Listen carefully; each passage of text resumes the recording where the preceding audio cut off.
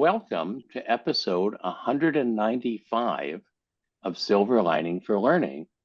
And we're very excited about this episode because it's about an initiative called Flowers for the Future that is helping high school age girls in Afghanistan to learn from peers all across the world as a way of their working towards high school graduation.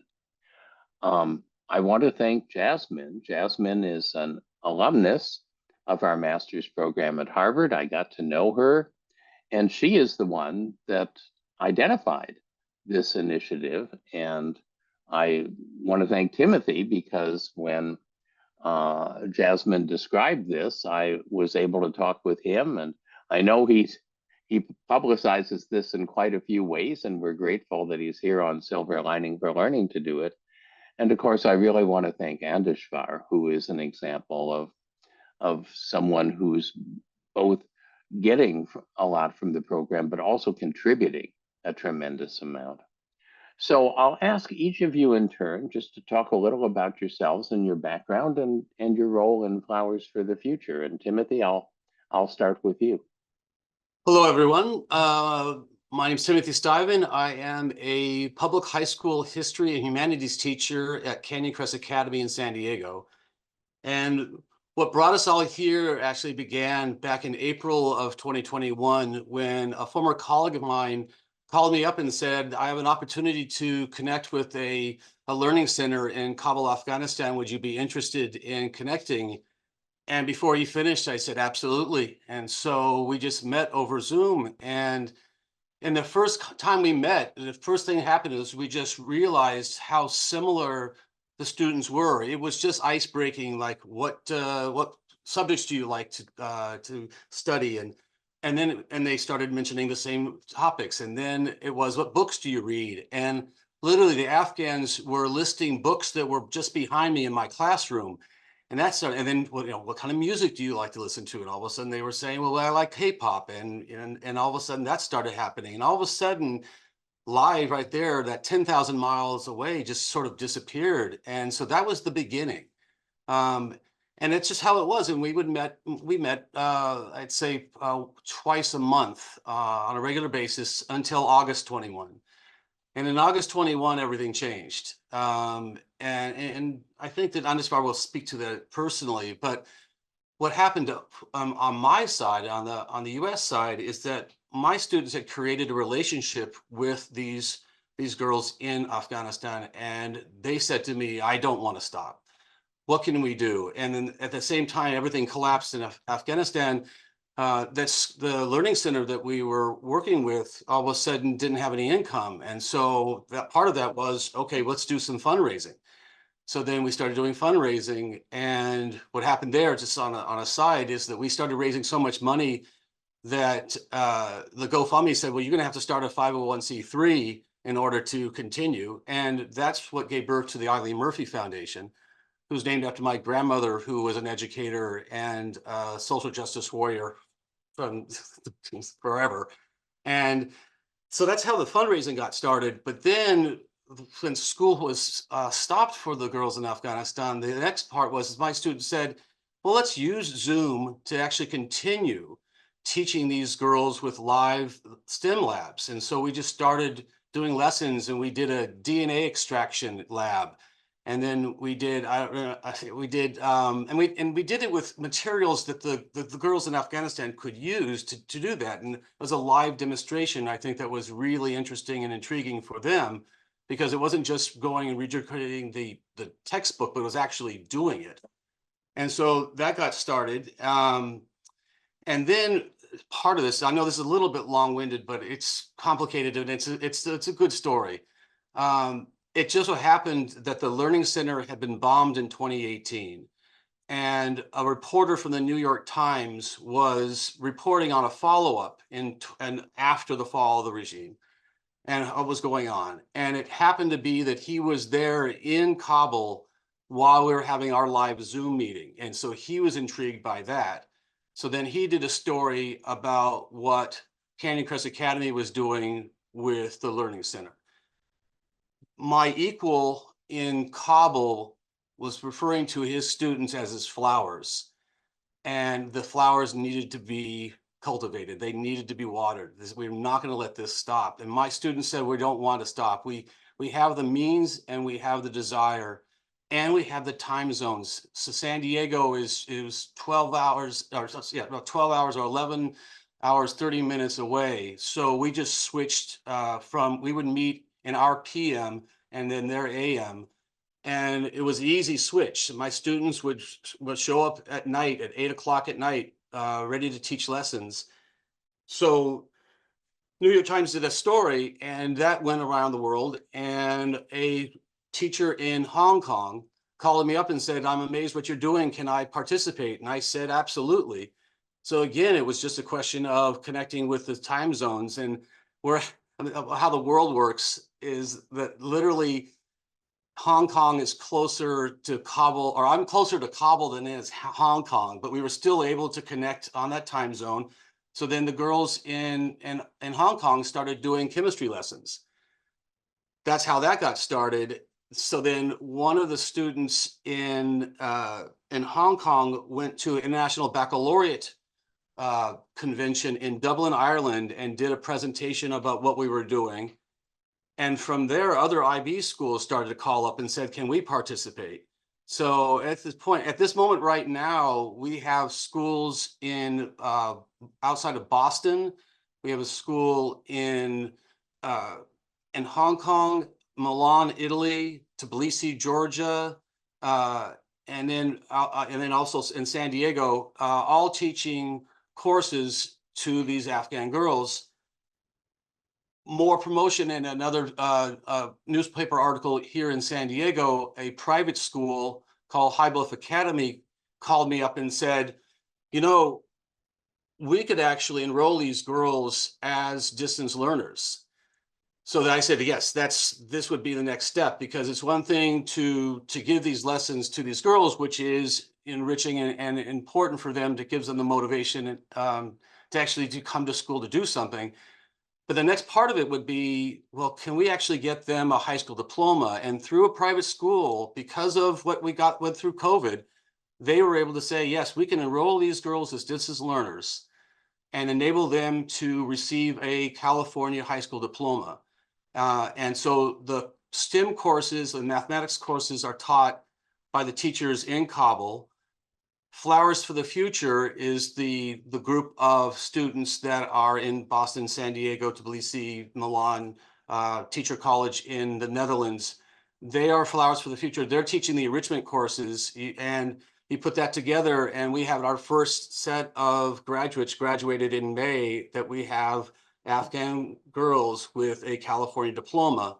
And the next step is to see that grow. And that's really why I'm here, is we have a proof of concept that can enable girls in Afghanistan can receive online diplomas that will enable them to matriculate both on online universities, but potentially for universities, whoever will accept them. So that's how this got started. So that's my intro. Hello, everyone. And And I think I want to hand it off to Jasmin and see how you can and then have Andishvar at the end. Thank you for the handoff. Hi, everyone. My name is Jasmin. My actual name is Jasmin Azizi. And so I would say my journey with getting involved in the organization is, first and foremost, I'm a graduate of the high school that this organization started at in San Diego, California. So Timothy Stiven is actually my former AP Euro teacher.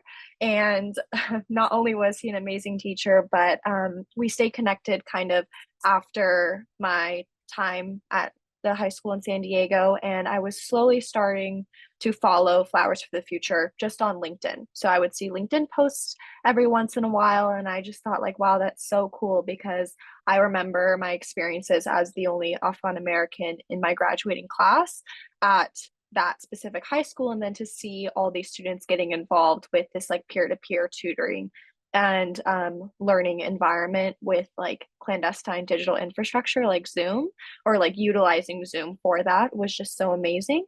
And then in January of this year, we actually just with the great world of networking and LinkedIn, we saw that we had some mutual connections for a specific component of Flowers for the Future that Timothy was trying to expand. And obviously, with the fall of Afghanistan in the summer of 2021, there's just kind of been this calling on my heart to pay heritage to the people that I share blood with. And although I was born in this country, I just have been realizing that so much of what's been afforded to me as like a first generation college graduate is because my family had the courage to embark on a journey of leaving a country that they love and hold so dearly to this day. So I kind of joined, I would say, in like an advisor position to see how can we tap into the Harvard resources now that I was a graduate student at the Harvard School of Education. And from that, it's been a journey of, okay, let's create some really cool things together, like a digital art gallery to convey some of the amazing artwork that's coming out of FFF that these amazing girls are creating and delivering even thousands of miles away. And then also, how can we expand this to move from Kabul to other provinces? So my family is from Kabul and Herat. And so I'm really excited about the prospect of potentially expanding this and making sure that this pilot is the best that it can be so that it could then move from maybe not just Afghanistan to other countries as well. And Andishvar.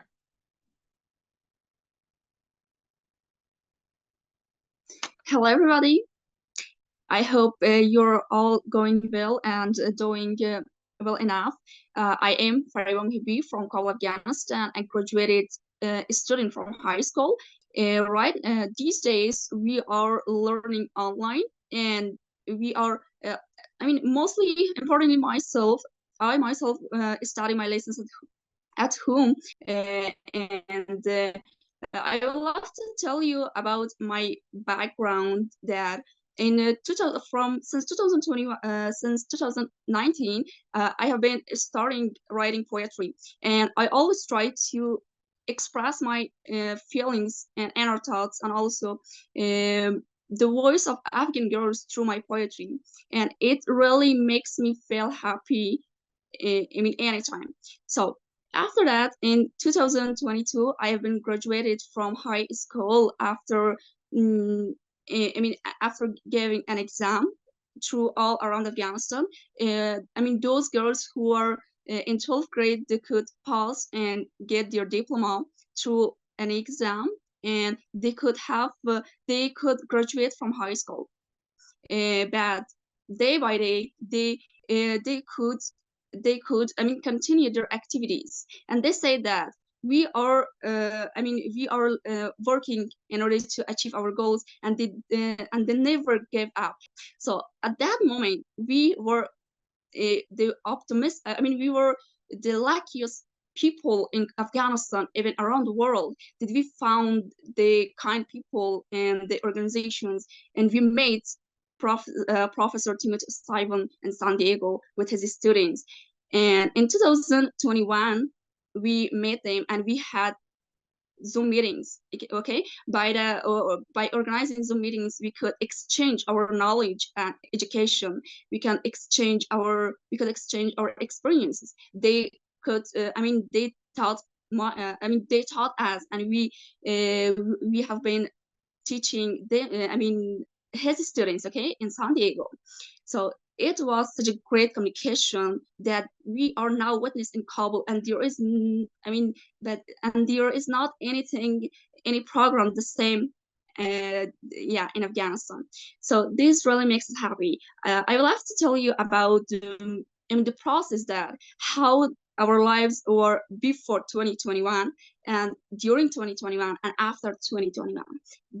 Before the year 2021 years, so everybody was just, especially myself and my friends, they were just focusing on concord entrance exam around Afghanistan, and they never thought that one day they will be in contact with San Diego, with the students. And so we just somehow, I should say that we were like small people. Our thoughts were small. We never thought we never thought, yeah, that one day we will be in contact around the world, and one day we will be communicated with international centers around the world. So when they found us through it's true. Yeah. I'm sorry. Yeah, they found. Professor Stiven found us through a journalist by Kiana Hyrie, and they published a news, and through that they could find us. And after that, our lives completely changed. Our thoughts. They caused us to change our thoughts from small to the big ones, and they caused us to continue it at any situations. Hopefully, they become our hope. As we all say, says for us that we can live without any food, we can live without money, and we can live without a few amount of money, but but unfortunately Afghans cannot live without any hope. If there's not any hope, so we cannot be alive.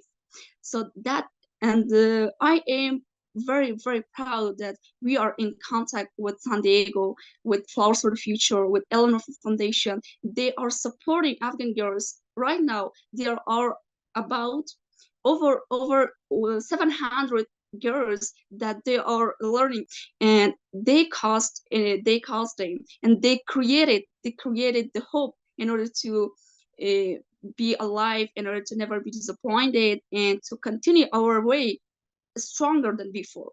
So this is the, yeah, and I really love this. And during the 2021, we have been just in contact with San Diego, but day by day, we could found more students. We have been connecting with more students around America. We could find HBA, High Bluff Academy in California, that right now it is a big hope for all the girls in order to study online and give and receive a diploma at the end of the semester. Okay, so this is really a big hope for them. If there isn't no Flowers for the Future, if there wasn't any HBA for us, if there wasn't any people around in San Diego, and there was no supporters for us, so these girls who are right now learning, they will be all facing spiritual problems.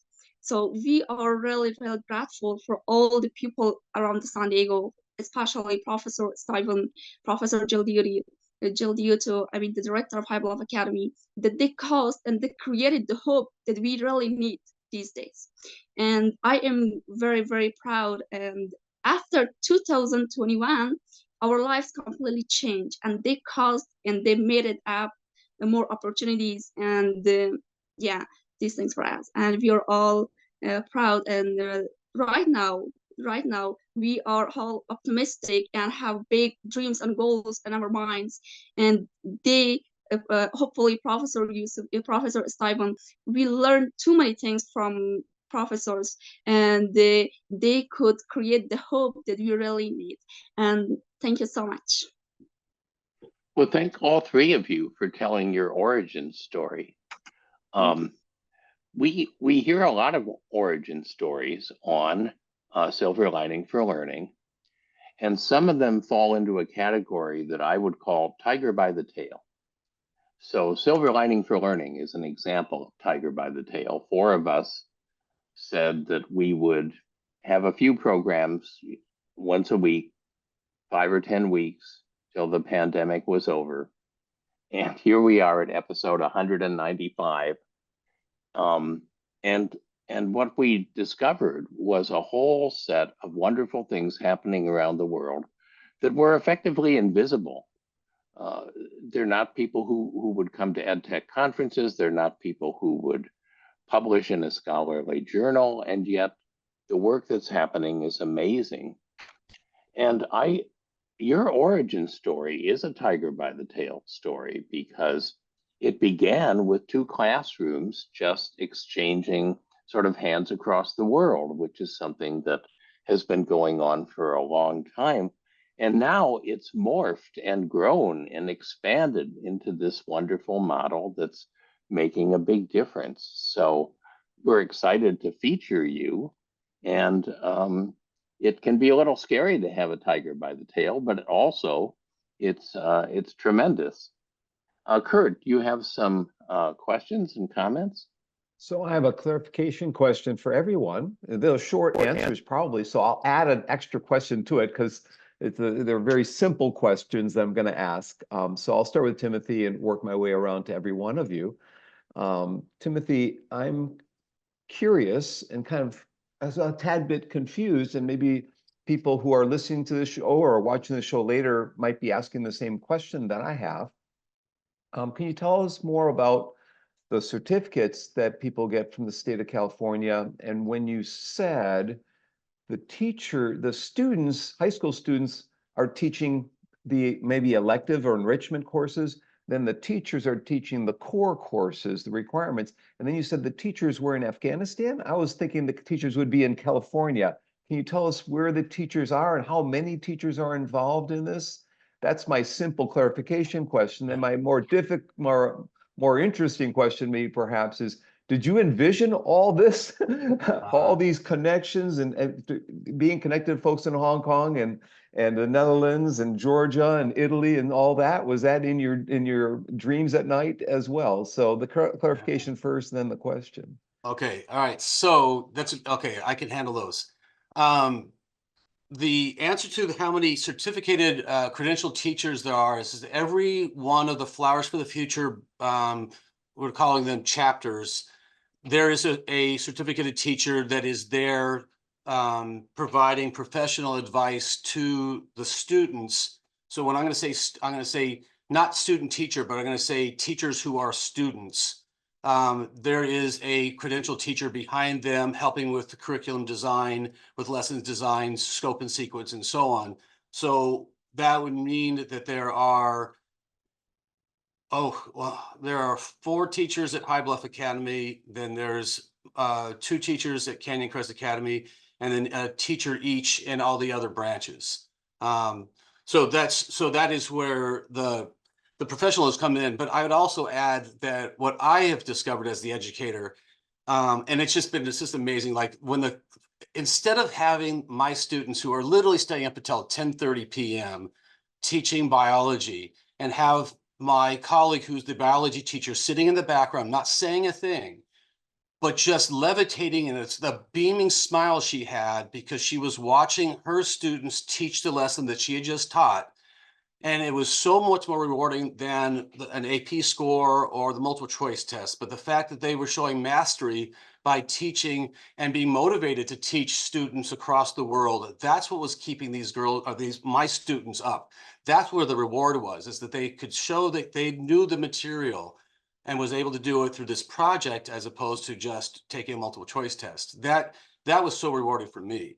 Then when it comes to the vision of this, I've been in education now. This is my 37th year, and I started back when we were using mimeographs. And what happened for me and how traumatic I'll tell you one more thing is that one of the first questions we asked the Afghans was, "What did you do during the pandemic? What did you do during COVID?"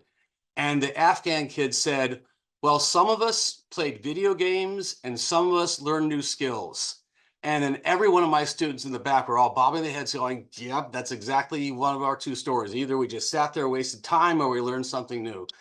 And the narrative that this online learning was a failure or didn't work or somehow everyone's falling behind, we could take that as the lesson, but I wanted to turn that on its head. And I realized that the narrative is wrong, is that we have an opportunity here to use this technology that we've now become comfortable with. And the proof of the concept was how comfortable everyone was on the Afghan side. So the idea that this could go global, I don't think I had that envision in my head. I think I wanted to keep the girls' hopes up. And that was my motivation. My motivation was, as an American citizen, my motivation was that we have an obligation to continue to help these Afghans as much as we can. As an educator, if I have the technology and the knowledge and I have a bunch of kids behind me who want to help, I was not going to let that stop us.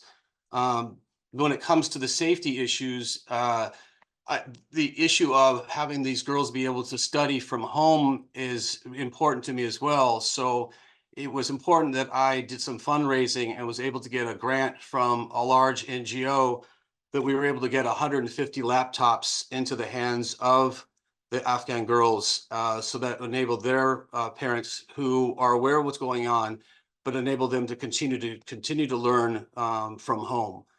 So when it comes to this next step to see how this could grow, the hardware is in Afghanistan. Just nobody has any money. So if we can do the fundraising, we can get the laptops into as many girls in as many provinces as possible. So that's really the larger vision. And the next part would be is through International Baccalaureate or any other private schools around the world. If they're interested in that capstone project, to have students around the world become the teachers to do curriculum design for 21st century project-based learning, this is going to get them motivated, and could not tell you how important it is for the Afghans to be able to connect social emotional learning, to continue for their morale, just to have this live connect, the intimacy.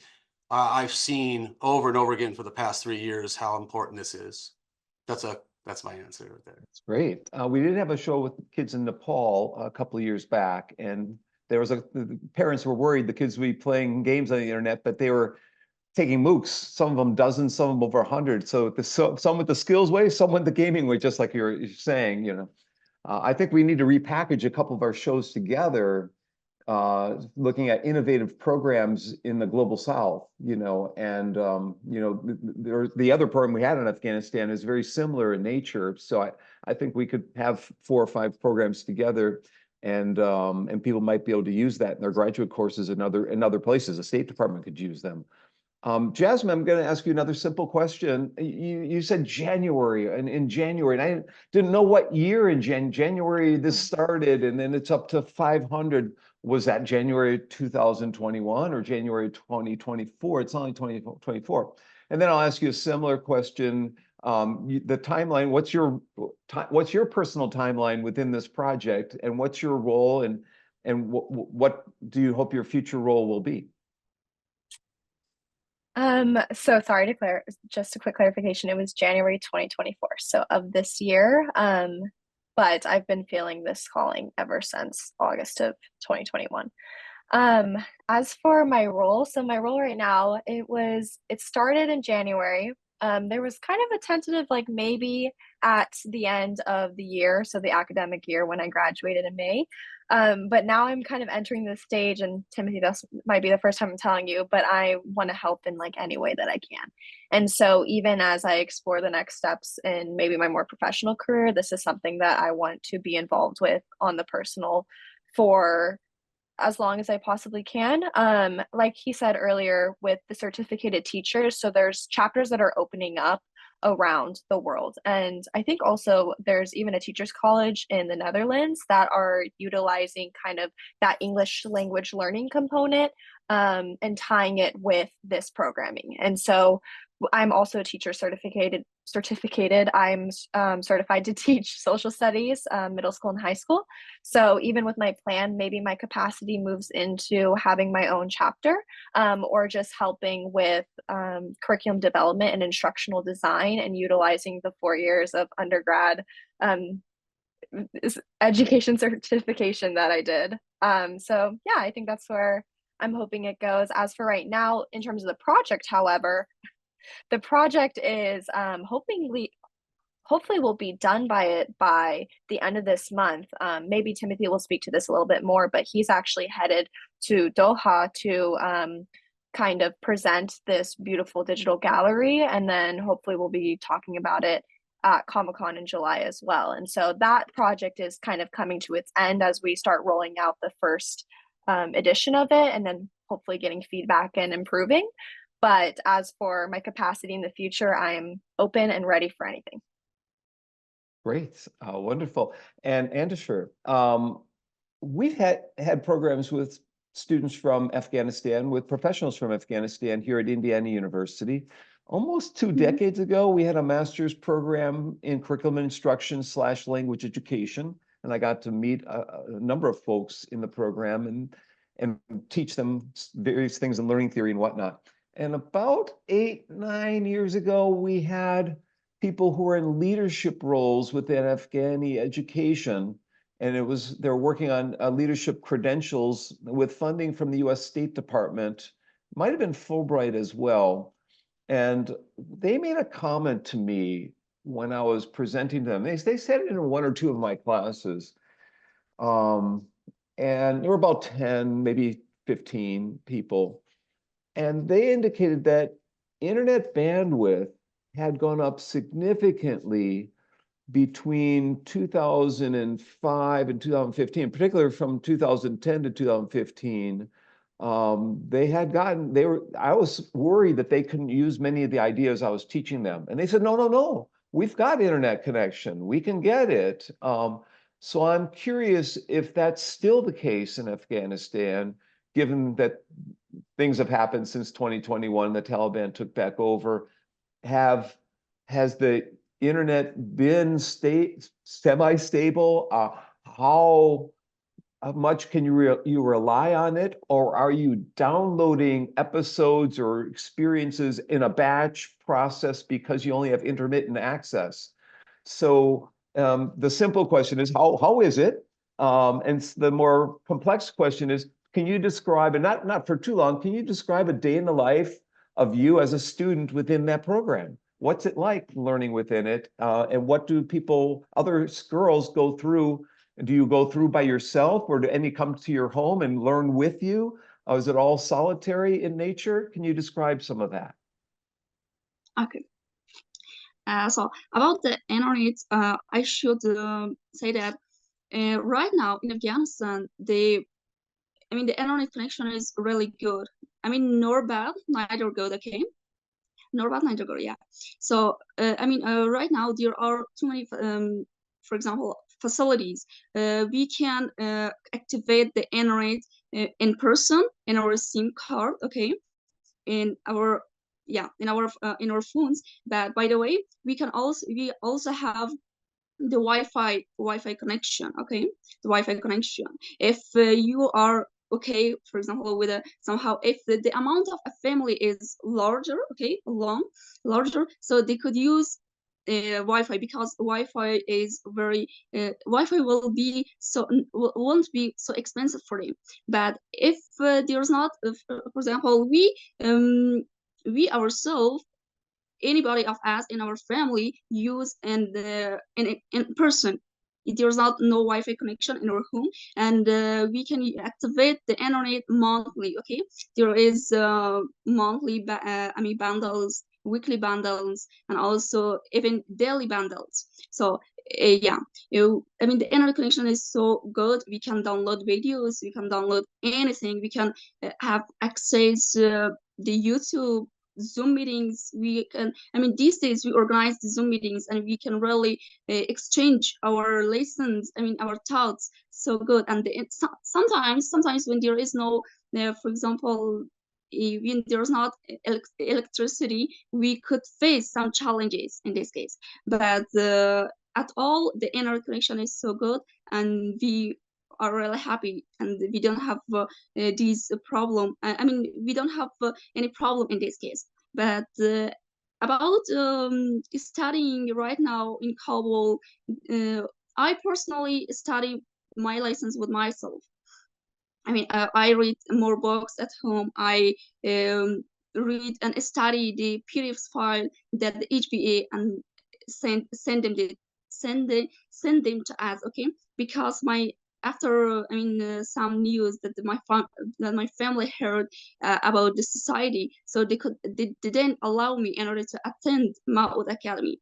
So I never stop. I just say myself that that it doesn't matter where I should learn. The place is not important for me. I can also run on my lessons from home. Okay, there are facilities. I have laptop. I have the internet connection, so I can access anything. Okay, maybe on YouTube I can search about different things, and I can expand education about any fields.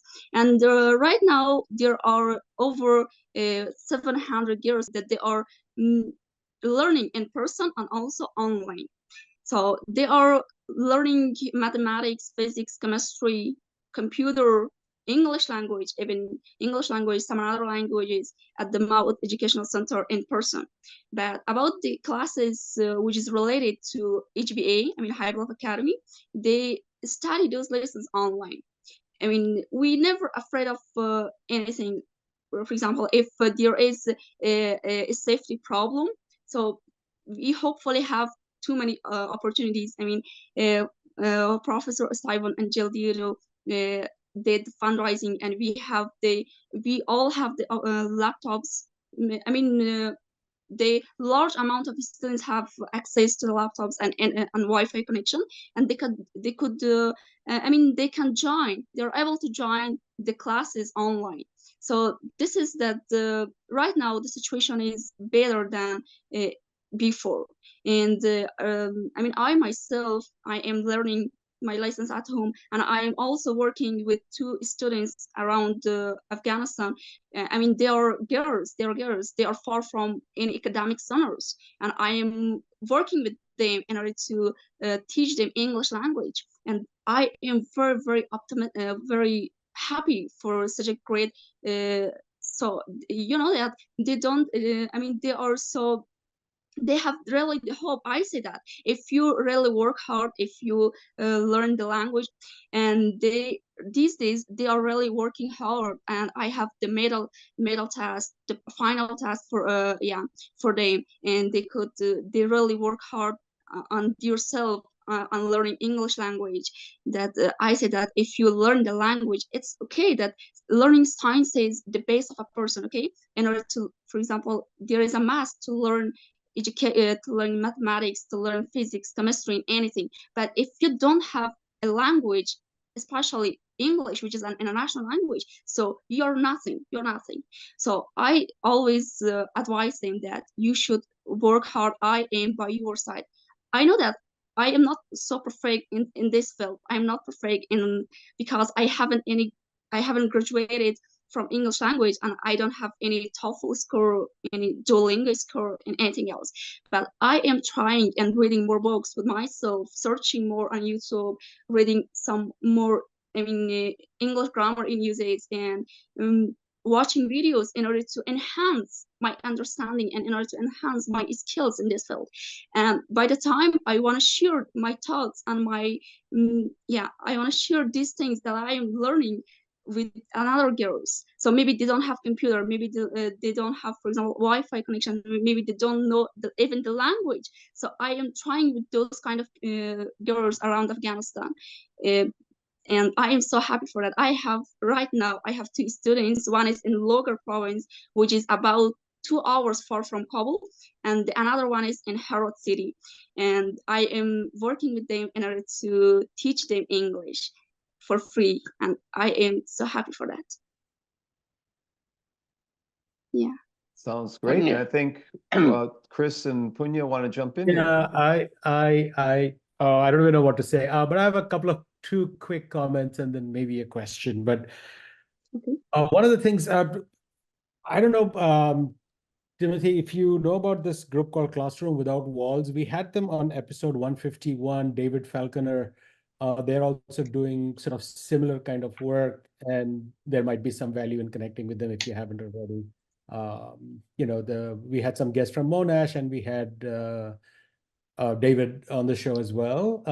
So just a connection there. And then we also, like I mentioned earlier, we had this episode 140, which is students from Afghanistan who are studying in Bangladesh, and that was truly one of the most inspiring episodes that we had.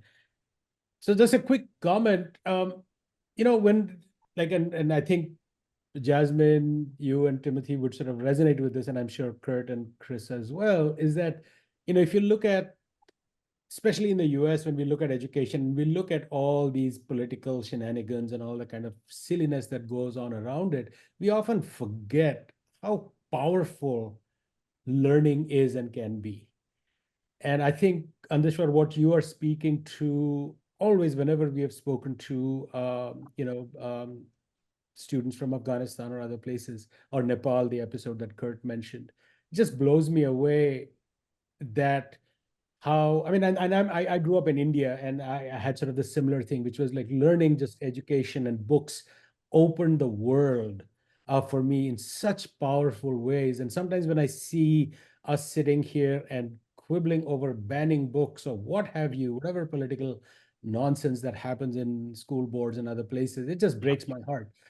Because what you are describing on this show, the fact that you are now taking this flame that was passed on to you and passing on to other people. That is so inspirational and so powerful, and just speaks to, as a species, as as a as human beings, this incredible power that learning gives us, that it opens our eyes, that it makes us better people. And thank you again to all three of you for reinforcing that, something that we know but we often don't really think about. So I'm just curious, Timothy, you mentioned that your students are the sort of quote unquote the teachers in this space. So I think that's another angle I would love to hear a little bit about, both from you and from Andishwar, about Timothy, from your point of view. It seems to me that there is great learning that's happening at this end as well, not Yes. just of the content, but of a broadening of your horizon, of your thinking of how you can contribute to a broader societal sort of issue. So maybe you can speak a little bit to that. And Andishwar, I would love to hear from you about these connections, or if you have made with students here in the US, and what kind of sort of meaning that has for you. What similarities or differences do you see between people your age? I'm getting old, so I can't understand half the slang my daughter speaks, and she is way older than you are. So, and maybe Timothy, start with you a little bit, and then I'd love to hear from Andishwar about her experience of learning from other students. Yeah, I think that there's some metaphor I'm thinking about is that in order for this to work, we have to fly under the radar in the security situation that is in Afghanistan right now. And we have protocols to enable the girls to do this as safely as possible. But the other part of it is when you talk about the negativity that is happening right now in many school boards, and in a lot of ways, I'm flying over that storm. So I'm kind of under the radar and over at the same time. And I think I'm not letting that stop me. I think that that's a lot of noise. And I think that that's not going to discourage me, because I can tell you that the students that I have in the classroom and the students that I've seen, literally the Georgian girls, think about the political situations going on in Hong Kong, political situation going on in Georgia. And those students still are dedicated to helping their peers around the world. That is truly tremendous. For me, it's why I'm a teacher, why I'm an educator. So if I can facilitate that as much as possible, that'll be my life. And then just a couple of examples. One is that it was 10 o'clock at night, 10 p.m. Pacific, and the Afghans were teaching my students a calculus lesson, and they were receiving a formula. Okay, I'm a history teacher, so this was already over my head, but the formula that they were covering was something that my students had not learned yet. So the Afghans were teaching calculus to my students, and those students who were next to me are currently at Princeton and at UCLA. And that's how strong that talent was in Afghanistan. It can't be lost. Their voices have to be heard. And then the other part is that we've done a book club. That was one of the first things we started to do was, okay, if you wanted to understand Afghanistan, what book should we read? And they were universal. You have to read Kite Runner. And so then we had a discussion on Kite Runner.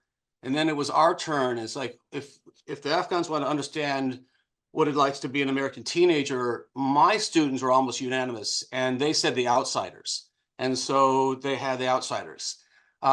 we were able to connect, and Outsiders is now a play on Broadway, and we were actually able to connect through LinkedIn, and actually had the director of the Outsiders had a conversation with the students in Afghanistan. Beyond that, the next one was, okay, it was on the Afghans' turn. What's the next book? And the next book was Dancing in the Mosque by Omer Kaderi. And we had a great discussion. And then through LinkedIn, I connected with the author, Omer Kaderi, and she came online, and we had a conversation with the author, and they were having this conversation in Dari. And that was an amazing experience for everybody involved. And then when it comes to the curriculum, just lastly, we're using Google Classroom. And so the lessons that are asynchronous are uploaded onto Google Classroom, and then the students meet live once a week. So all the courses around the world, they are coordinating with a time zone and a time for the Afghans to meet, and then they meet live once a week to do tutorials, live tutorials. So that's the quick answer for that one. But again, I'm so excited to see what's happening. And Andishvar, you have to talk about your relationship with Emily. Yeah, I'm very curious. Yes, thank you.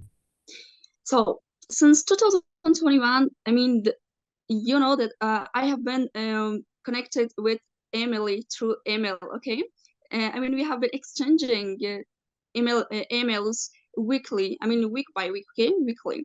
We could she could share about her goals, about her weekly goals, and I could share about my weekly goals. At the time, we exchange our goals, and at the end of the week, we could say that how we, for example, how our goals were going, and we could have the result, how the result is right now. For example, can I accomplish all of my goals, or if Emily were able to accomplish all of her goals. So we have been talking about these things through email address.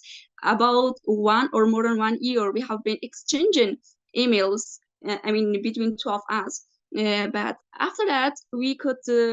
I told her about my poetry, that I am writing some small, for example, stories, some poetry, and she said that I am interested in translating them from Dari into English. At that time, it really made me feel happy.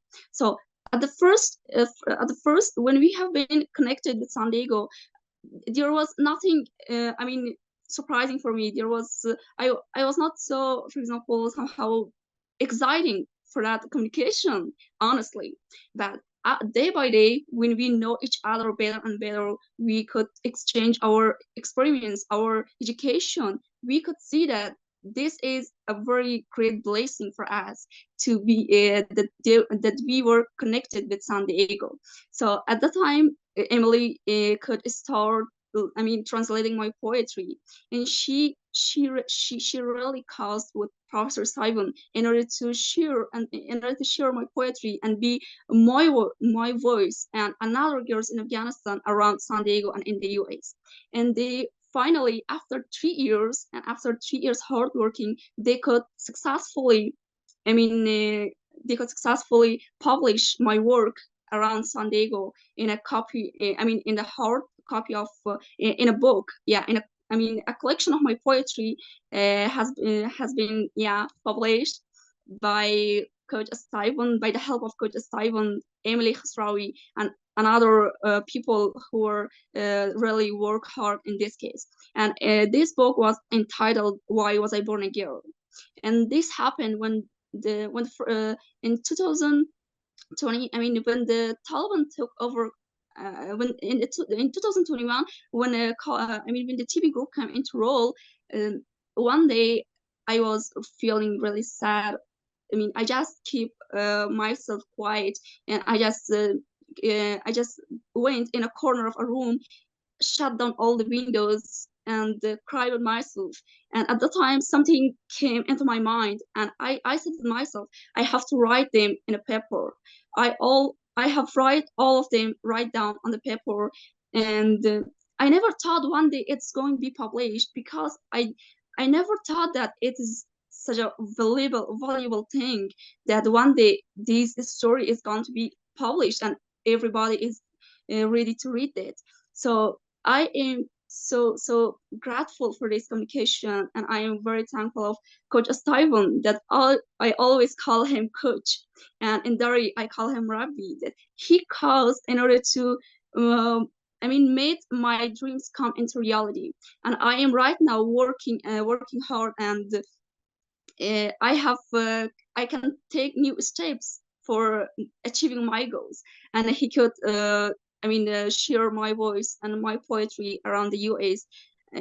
Yeah, and I am so happy for that. And this was such a great experiment that for the first time I have never thought about these things, that maybe something good will happen in my life in another girls in Afghanistan. I thought myself just maybe it is a small communication, we just talk with together and exchange something. But no, day by day I could realize that our lives change, anything changed after 2021, and we are so hopeful about future right now, and they could create this hope for us. If they were not, I don't think what would happen.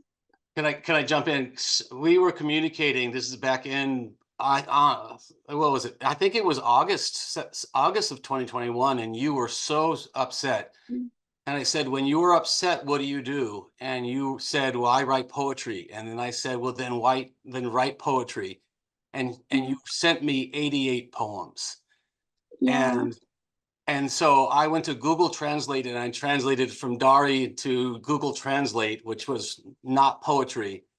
And then I was able to enlist a Persian American student, Emily Khosravi, and she translated it from Google Translate into poetry. And that's how those two connected. And so what happened is, and I'm not sure if it was Emily or Andishvar, you did it, did you contacted the professor at Indiana State University, and then the chapbook is being printed from Indiana State University, and so this is just the beta copy. But this is what happened, is when these two talented young women met and shared and were able to create art, which also connected to what Jasmin's doing with the digital art, is that there's going to be a virtual reality gallery where the Afghans can upload their art and poetry. And it's been designed to, in a 3D space, we walk amongst this flower field of tulips, and you can use your virtual reality hand to pluck one of the flowers, and the flower blooms and the artwork propagates. And that every one of the Afghan artists have written a short write-up about what inspired them to write this poem or this work of art, and they can share that globally. Again, it's how that technology can enable them to create this space that now gives voice for them globally. We have the physical copy, but then the idea is the digital copy is there as well. I'm just so proud of her. One thing about the Hazara and the Afghans and their talent in poetry, their voice is just so profound that I've learned so much from them, from their poetry, especially from your poetry. It's truly been meaningful to me as the historian who's the one who's dealing with nonfiction. I've found so much of the truth is found in your poetry, way beyond anything that's in a history book. So again, this is giving me an opportunity to thank you for that. Yeah, thank you so much. So we have just about 4 minutes left, but I do want to ask a question that we often ask on this show, and I'll ask Timothy and Jasmin to each provide a short answer. Some of our viewers may be thinking, I want to do this. I want to do this in a different country with a different population, but I want to use this kind of a model. And Timothy, if those viewers are teachers, I'd love to hear what advice you would have for them, knowing what you know now, what advice you would have for them in getting something like this started. And Jasmin, for viewers who might be university students, or they might be young professionals at the start of their career, as you are, what advice would you have for them if they want to get involved in a program like this? So the quick answer is that let their students gain their voice, guide them, but help them with the curriculum design and the scope. Don't, to have them jump into the deep end. But I promise you that the motivated student will teach what they love, and that will come through in that conversation. And the other value part is the peer-to-peer instruction. And that is what really resonates, is that the student on one side is teaching that student in any country in the world. They will be that connection because they'll see each other as equals, and then they'll be motivated because there's a student on the other side who wants to teach, and that will be reciprocated. And there's so much on the other side that the other student can learn from the other side. So it's not top down, it's peer to peer, and it's reciprocal. Jasmin? I would say that programs like this are an amazing community of inquiry. And if you're going to kind of involve yourself in it, I think, especially with that peer-to-peer experience, it's also opening up your mind to the fact that you can learn so much from the individuals that you're working with. And so Flowers for the Future is one amazing pilot program that is literally putting American diplomas in girls' hands in Afghanistan. But there are a bunch of programs out there that are also embarking on this digital infrastructure. And so much of the success comes from the fact that there's this, I can learn from them too. Where are my skills? How can I support them? How can I kind of give knowledge in a way that I've never given, but also what can I learn? And so coming from more of like that area of respect and that community of inquiry and trying to build a wonderful education experience is what I would say, especially if you're a professional or university student. I mean, I know I'm certified to teach, but I don't think that should scare individuals from kind of embarking on this journey, because you have skills, you have a cognitive presence, you have a social presence, and you have a teaching presence. And those skills can be learned and cultivated in situations like this. Well, as always, we run out of time before we've run out of discussion, but this has been a fabulous episode, and I really appreciate all three of you, both what you do and how you shared. And I think this will be very inspirational for our audience and for people across the world. And I'm glad that you're doing outreach and continuing to see where the tiger takes you as you hang on to its tail. Next week, Chris, we will. Chris, Oh, sure. Go ahead, Punya. question. Is there a way are some of your poems online that we can read them? Mm. The answer is yes, we can do that. We can definitely upload that. Yeah, So we have love to flowersforthefuture.org. I can upload the poetry Yeah, if there. you can share a link with Chris, and then he can forward to me. We could link to that on our website as well. We would love. I'm speaking selfishly, would love to read your poetry. So I'm a huge fan of a lot of the Sufi poets. So Ghalib being my favorite, but there are others. So yes, I would love to read it. So just selfishly, but also to share with the world. Yeah, our listeners would like to hear it. So we'll have the link on the blog post within the week. So to all our listeners, we're listening to you. Chris, you want to take it away for the next show? The next show is a Host Reflect show. So if you come a week from today at noon, you will get to hear us ponder on our past shows and think ahead to what's coming, including episode 200.